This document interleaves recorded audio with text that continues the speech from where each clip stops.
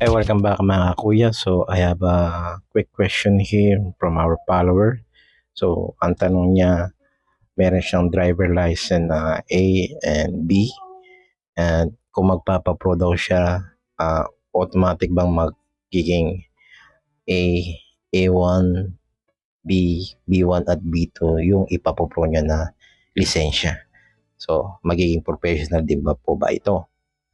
So, ang sagot yun po ay, pero bago po sagutin yan, kung hindi ka pa nakasubscribe sa akin, huwag niyong kalimutan i-click ang subscribe button at i-click na rin po ang notification para updated po kayo sa mga video ko.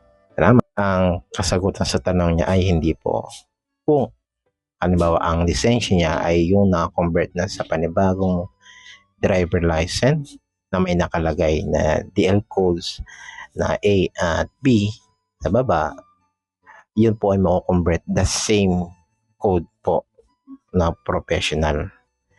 At kung gusto niyo pong mag-add ng panibagong additional code, ay kailangan niyo pong mag-add sa inyong lisensya.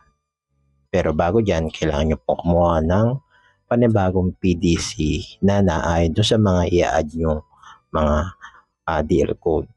Okay? At hindi pa siya magiging pro dahil kailangan pa pong mag-wait pa rin po tayo ng ng isang taon para doon sa mga B1 at B2.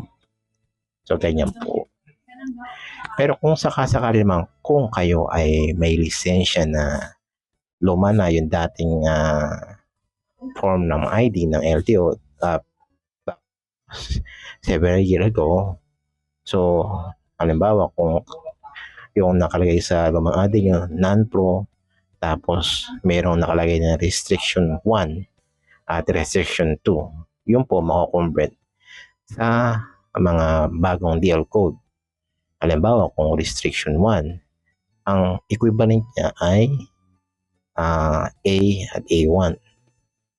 Tapos yung B po ay B, B1 at B2. Yan po yung equivalent ng lumang restriction code.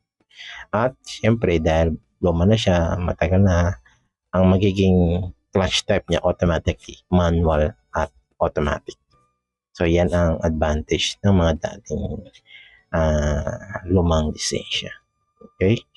Sana nakatulong, kaibigan. So kung meron pa kayong ibang katanungan, don't forget to leave a comment sa ating video.